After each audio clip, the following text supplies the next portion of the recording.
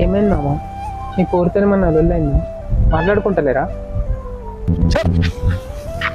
వారం రోజుల నుంచి ఒక్క మంది సిట్టింగ్ లేదరా, నేను బాధపడతా అంటే మర్చిపోరా అడ్డీరా అంటారు కానీ కరెక్టే వచ్చినావు. సరే నువ్వు తాపరాదురా.